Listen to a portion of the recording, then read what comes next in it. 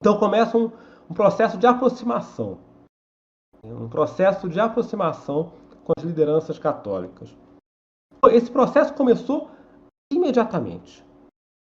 Pra vocês terem uma ideia, eu estou aqui, ó, uma carta, está na minha frente. Eu peguei essa carta no arquivo pessoal do presidente da República, que está depositada no CPDOC, na Fundação Getúlio Vargas. Essa carta que o Getúlio enviou para o cardeal Dom Sebastião Leme no dia 14 de novembro de 1930. 14 de novembro foi véspera da posse dele na presidência da República. Ele chegou na capital um pouquinho depois do movimento pacificador e tomou posse em 15 de novembro de 1930. Portanto, nessa carta enviada ao arcebispo na véspera, o que nós temos aqui? Ele agradece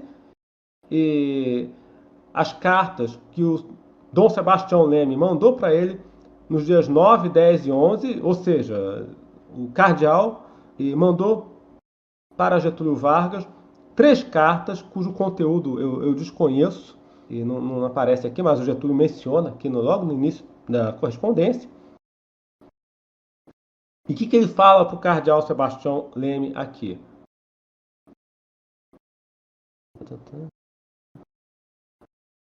pegar aqui, eu não vou ler a carta toda, eu vou pegar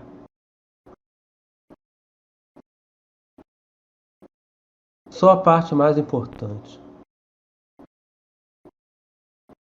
O Getúlio reclama do governo anterior, do regime que caiu.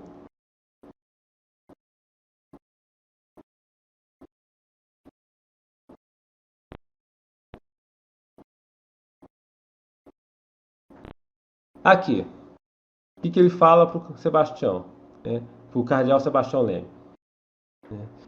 Iniciada a Revolução com batismo de sangue brasileiro e perda de vidas preciosas, é natural que novo rumo tomassem os acontecimentos e a conquista de princípios que constituía o ideal dos que se opunham aos desmandos do governo deposto. Foi acrescida pela Revolução vitoriosa do dever indeclinável de se apurarem as responsabilidades dos que dispunham dos cargos na administração pública. Mesmo assim, Sua Eminência terá observado que todas as autoridades do governo atual têm agido com magnanimidade em relação aos vencidos, tratando-os com respeito e bondade. Convindo notar, somente os poderosos hão sido atingidos pela justiça, enquanto os humildes nada têm sofrido. Os atuais dirigentes da nação não podem fugir ao imperativo consubstanciado no postulado de que a piedade jamais deve sobrepor-se à justiça. Justiça exclusivamente guiará a ação das atuais autoridades.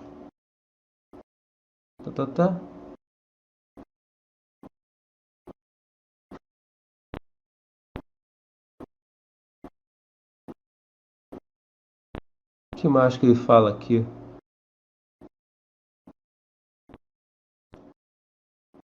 Aqui, e ele termina, né? Louvando, aí que ele agradece. No final, aqui no penúltimo parágrafo, ele agradece o cardeal pela sua intervenção, pela sua obra pacificadora, no sentido de convencer o presidente Washington Luiz a renunciar. Abre aspas. Louvando a nobre intervenção de Sua Eminência, digna de admiração e respeito, afirmamos com segurança poder repousar tranquila e sem sobressaltos a consciência cristã e católica do Brasil, pois jamais patrocinaremos violências, apenas procurando realizar meritória obra de saneamento moral e político. impossível de ser evitada, conhecidos os compromissos que assumimos com a opinião pública nacional. Fecha aspas. Então, vocês podem notar por essa correspondência, né, e pelas outras cartas, que desde o começo, ali nos primeiros momentos do novo regime, os dois começaram a se entender. E Dom Sebastião Leme, ele se mostrou muito proativo. Eu devo dizer que me tornei um admirador incondicional de Dom Sebastião Leme, pela proatividade, pela presença de espírito que ele demonstrou em diferentes ocasiões. Eu vou listar aqui alguns episódios. Logo depois, estamos, portanto, em novembro de 1930. Logo depois, em 31 de maio de 1931, ocorre a consagração de Nossa Senhora Aparecida.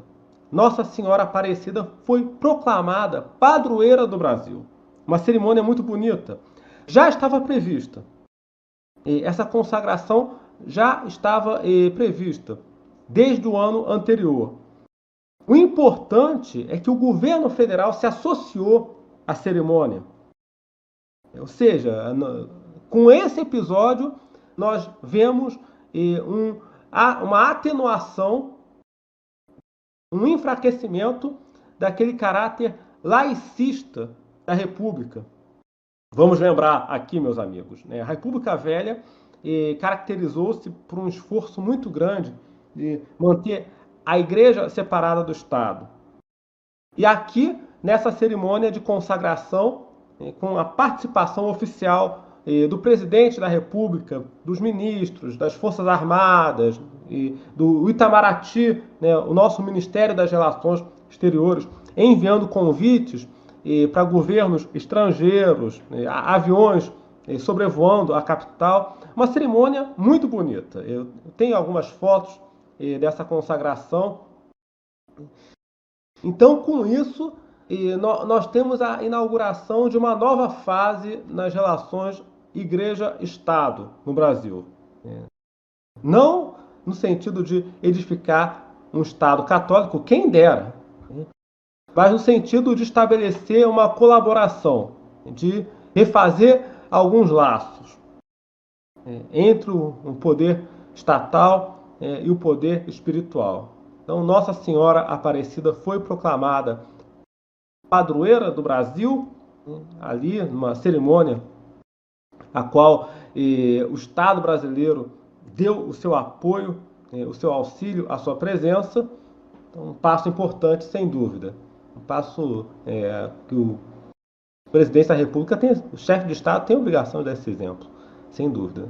Inclusive o Getúlio Vargas, muito político, como sempre, beijou os pés de Nossa Senhora, da estátua de Nossa Senhora, ali durante a cerimônia. Ele era um grande demagogo, né? Não se pode negar. Alguns meses depois, meus amigos, ocorreu a inauguração do Cristo Redentor. Em 12 de outubro, dia de Nossa Senhora, ocorreu a inauguração do Cristo Redentor. E, novamente, o presidente da República estava presente. O presidente da República fez o seu discurso e logo depois veio o discurso de Dom Sebastião Leme, onde ele disse o seguinte: olha só a intimada que ele deu nas autoridades. Abre aspas. Ou o Estado reconhece o Deus do povo, ou o povo não reconhecerá o Estado. Fecha aspas.